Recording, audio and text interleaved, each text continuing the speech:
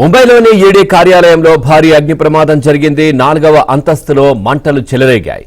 అగ్ని ప్రమాదంతో పొగ దట్టంగా వ్యాపించింది. 12 ఫైర్ ఇంజన్లతో ఫైర్ సిబ్బంది మంటలు అదుపు చేశారు.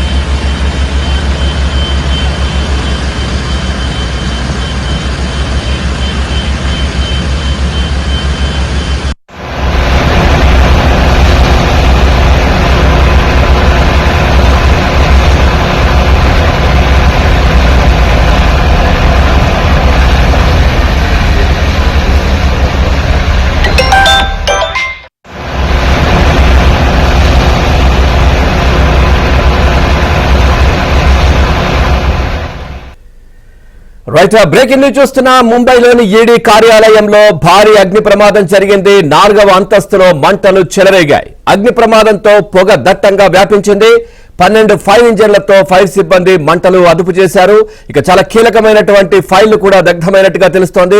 పూర్తిగా దీనికి సంబంధించి మరింత సమాచారాన్ని మా కరెస్పాండెంట్ సతీష్ అందిస్తారు. సతీష్, ఏంటి అగ్ని ప్రమాదానికి సంబంధించి ఏమైనా ప్రాథమికంగా జరిగినటువంటి విషయం ఏమైనా తెలిసిందా? చాలా కీలకమైనటువంటి ఫైళ్లు కూడా దగ్ధమైనట్టుగా తెలుస్తా ఉంది. పూర్తి డీటెయిల్స్ ఏంటి?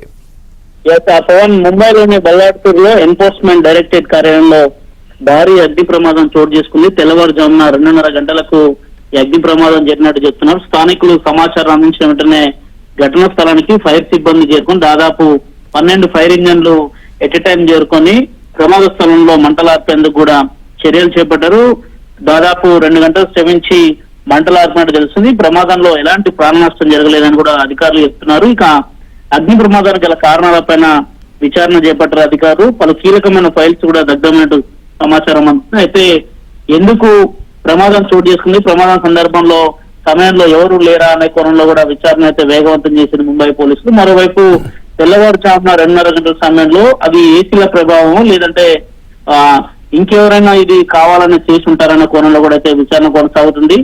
ఉట్టిన స్థానికులు ఒక్కసారిగా సమాచారం అందించడంతో పెద్ద ఎత్తున కూడా ఈడీ కార్యాలయం చుట్టూ కూడా పెద్ద ఎత్తున కూడా మంటలు పొగ వ్యాపించడంతో స్థానికులు భయాందోళనకు గురై వెంటనే ఫైర్ సిబ్బందికి సమాచారం అందించిన నేపథ్యంలో దాదాపు 12 ఫైర్ ఇంజన్లతో స్పాట్కు చేరుకుని వెంటనే మంటలను అదుపు చేసేందుకు శ్రమించారు. దాదాపు తెల్లవారుజామున 4 గంటల సమయంలో మంటలు ఆర్పినట్టు కూడా అధికారులు చెప్తున్నారు. దీనిపై ఇప్పటికే ఒక విచారణను సైతం కూడా ఆదేశించినట్టు తెలుస్తుంది. మంటలు అంటుకోవడానికి గల కారణాలపై ఈ రోజు సాయంత్రానికి దీని మీద ఒక నివేదిక కూడా ఇచ్చే అవకాశాలు చాలా స్పష్టంగా కనిపిస్తున్నాయి. పవన్, రైట్. సతీష్, ఏమైనా తెలిసిందా అంటే ఏ అంతస్తులో ఎక్కువగా మంటలు వ్యాపించాయి? అదేవిధంగా ఏంటి చాలా కీలకమైనటువంటి ఫైల్ అంటే తెలుస్తుంది కదా, ఈ ఫ్లోర్ లో ఈ అంశాలకు సంబంధించి ఉన్నాయి, ఇట్లా ఉన్నాయి అన్నట్టు ఏమైనా డీటెయిల్స్ తెలిసిందా?